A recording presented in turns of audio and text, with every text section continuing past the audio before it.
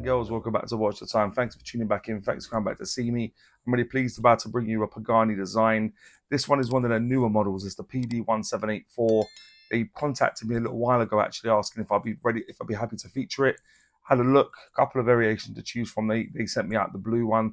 I did have to pay a small amount of money towards it, but yeah, that's not going to change anything really in terms of whether it's discounted, sent for free, or I'll pay for it. I'm always going to keep it 100. It's the only way I know how to be honest with you. I wouldn't want you guys spending money on something, getting it and being like, that's not what Simon said. So I'll be real. Like I say, I'm still wearing it, which is always a good sign. It's one that from the pictures look fantastic. In real life actually looks a little bit better, which is always a good thing. GMT movement inside, so you've got the Seiko NH34. Lots and lots to like about it from first impressions. Will it live up to expectation? Will they start 2024, one of their newer releases, with a bang? Is this going to be the sign of things to come this year? I guess there's no time like the present to find out. If you'd like to watch, please use the link in the description. It's an affiliate link, doesn't cost you any more, this helps you out.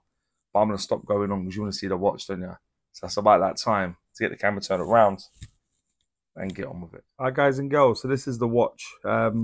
Yeah, I've been meaning to get this out for a little while. My voice is gradually getting better.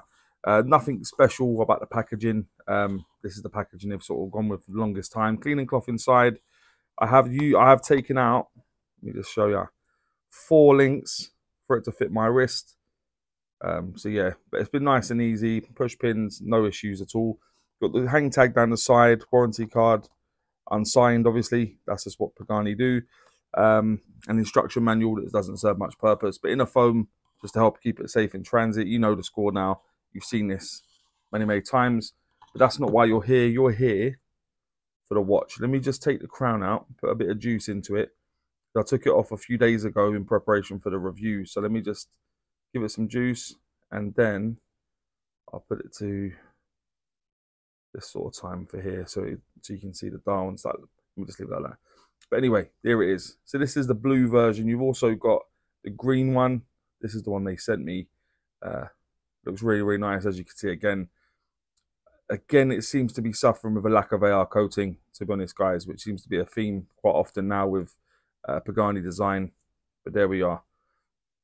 So this is the PD-1784. It's obviously paying homage to a more well-known watch, which is what Pagani design do. Has it been executed very well? I guess we'll find out together. So yeah, the PD-1784. Inside, it's running a Seiko NH34 GMT movement. I'll bring some information up about that movement now. Yeah, what can I say? Rugged, reliable, 21,600 beats per hour, 41 hour power reserve. Yeah, 24 joules, all the good stuff. There's a good reason this has become sort of like the go-to movement of choice in sort of good value, affordable GMT automatic watches, just because it's a known entity. You know what you're getting. And yeah, does the business. And this is running about 2 seconds faster day, which is just kind of insane really. But there we are. The construction of the watch, aside from the crystal, is all 316L stainless steel. So that's the crystal on the front and back. So you've got a mixture of brushing and polishing throughout, guys. So you'll see on the case, you've got predominantly brushing. You've got a faceted edge going through the case. You've got the stainless, obviously the crown is stainless steel. The bracelet is, again, a mixture of brushing and polishing. It's one link made to look like a few. It's got a few different facets, but it's only a one link bracelet. One link, excuse me. But yeah, like I said, push pins keeping it in there. You got, so the clasp is two-thirds of it is fully milled. The outer part is pressed. You can clearly see, but yeah, brushed. The outer part of the exhibition case back as well is brushed with just some information on there. Solid end links. But yeah, all 316L stainless steel, aside from the crystal on the front and back and the bezel insert. So there we are. The case thickness of the watch is 13.7 millimeters.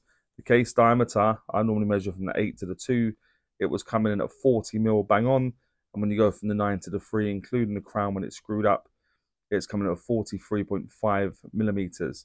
The lug width on this is 20. That does taper down to 18 mil and back up to 20 mil with that clasp. And the lug to lug tip to tip of the watch is a true lug to lug, given you can see it's got a few more end links of the center link, and it's coming at 48.4 millimeters. So pretty good proportions there, guys, in terms of what they're doing at this point. The bezel is 120 click unidirectional bezel. It would have been fantastic had it been a bi-directional bezel, given it is a GMT watch. But let's listen. And this is kind of what I alluded to in my watch haul video. The bezel itself, guys, for what it is outstanding. To be honest, it's probably the most positive bezel I've had on a Pagani design watch. As crisp, as clear in every click, no bounce, no backplay, and it lines up bang on. Everything you want for a bezel. Like I said, I'd prefer the bi-directional, but as unidirectional bezels go, they have knocked this out of the park. The crown is situated at the 3 o'clock position, screw down crown, nicely signed with the Pagani design logo. The case back, I did show you briefly, is an exhibition case back, screwed down. It's mineral crystal at the back, and the outer part of that is just showing you some information that we're going to run through anyway. So there we are. The bracelet we did speak about just a moment ago. It's got 2 mils of taper, executed nicely in terms of the brushing and polishing, which I do think Pagani design have got a lot better at, actually, with the consistency with their brushing and the finishing and the polishing. That's done to a good stand on this watch. I can't knock them for that. The clasp, as I said, 2/3 of it are milled. The outer part is pressed. You've got a logo on the safety catch, double safety pushers, just to keep it in there for you. The crystal covering the dial is a sapphire crystal. So you've got a sapphire mineral, so not a sapphire sandwich, but there you go. A little bit of more air coating would have been nice. The water resistance of the watch, you'll be able to make out down at the 6. It's 200 meters. So that'll give you 20 atmospheres of water resistance. And the weight will appear in the top right. It's just above 138 grams with 4 links removed. With those 4 links back in, you're going to be over 150 grams, which is kind of bang on, really. 150 grams for this sort of size watch is pretty standard, to be honest. That's kind of what you'd expect. So yeah, that's that, guys. But let's have a look at the dial in just a bit more detail. So you've got a minute track, which is a little bit raised, sort of on the outer part of the dial. Inside that, you've got numerals 1 through to 12. That's high polished, as is the hands. You've got the Pagani design logo that's just been printed on just below the numeral at the 12. It might have been nice to have seen that applied, but that's not what they've done.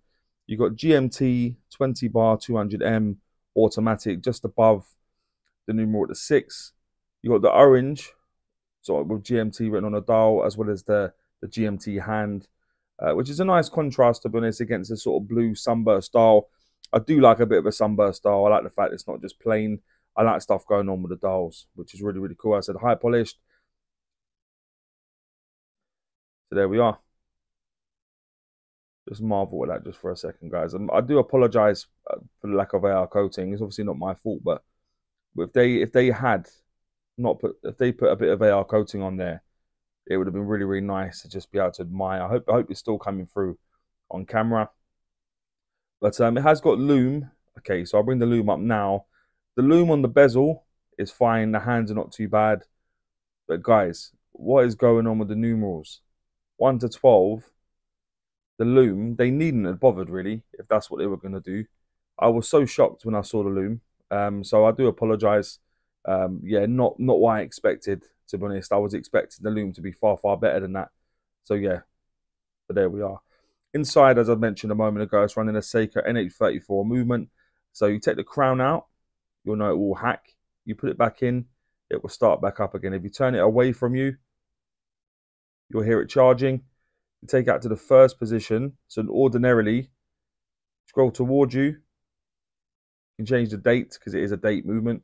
They turn it away from you, excuse me, and you can change the GMT hands. This is now telling me it's 2 o'clock at the second time zone, because the 24-hour bezel is what you'd set the time against for the GMT hand. And then, like I said, when you're done, everything you need to do, you just screw it back up and off you pop. And that is, guys, everything going on there. What do you think? Yeah, let me just pop it on the wrist quickly, give you an idea what it's like on my wrist in studio conditions. Okay, so guys, this is what it looks like on me My wrist is just above a 7-inch wrist for your reference.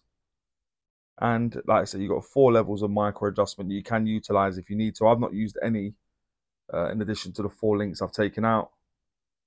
But yeah, it's a striking watch, isn't it? It's not a bad looking watch. What do you think? There we are. Okay, so guys and girls, that'll now take me swiftly on to what I think is pants and pucker about the watch. If you've ever watched before, you'll know I always start with pants. I like to go on a high with pucker. So what I think is pants is it's not perfect, this watch, and there is a few things that I do need to mention. So I'm going to start off with the lack of AR coating. This watch, full price on AliExpress, retails about £160. That's San Martin money.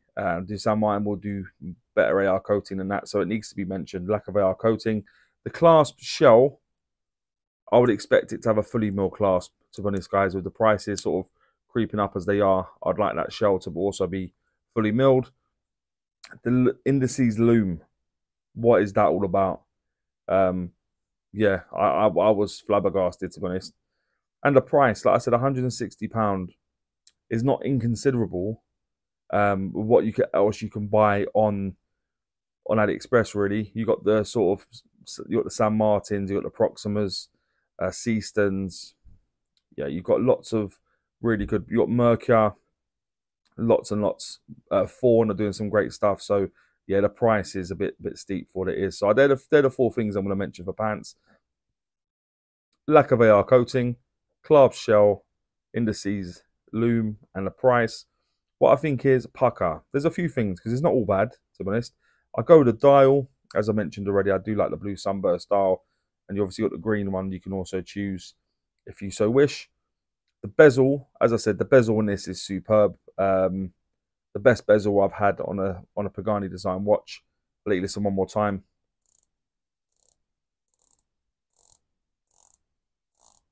Just absorb that, guys. That is perfect for me. Exactly what I think a bezel should be. Nice, easy to turn, not too stiff. Lines up nicely. Every click and every sounds perfect. As good as the last one, nice and crisp. So yeah, the bezel, the movement, Seiko NH34 movement, known entity. Hangzhou was doing some good movements for a while, but I'd rather personally a Seiko because I think it's a bit more of a known entity in my opinion. The finishing I did mention. So the finishing on the watches with Pagani design, I find to be actually really good nowadays. Really consistent. The brushing to transitions to the polishings to the surfaces and stuff is done really well. The bracelet, yeah, really comfortable. It's only 1 link, but yeah, still very nice. Easy to change out as well. Yeah, good size as well. And the general look of the watch, like I said, it's not a original design by any stretch of the imagination. But I think it's a pretty piece. It's one that you're going to get compliments on. It's one people are going to notice when you're wearing. So I think the general look of the watch is good. So just to surmise what I think is pucker, as I go with the dial, bezel, movement, finishing, bracelet, and the general look of the watch. And guys and girls, would I recommend the watch? It's a tough one, I'll be honest with you. I was expecting a little bit more, if I'm honest. Not perfect, not terrible, but for the money, it's going to be hard to sort of push it in front of some other watches. So I'm not going to say I wouldn't recommend it, but I wouldn't put it above some other watches, if you know what I mean. So not to be too hasty or harsh, but that's just me being honest. But guys and girls, please let me know what you think about this watch, more importantly. Maybe any other watches you may want to see on the channel. And as always say, don't forget to like, subscribe, and always watch the time. Take care, guys. All the very best.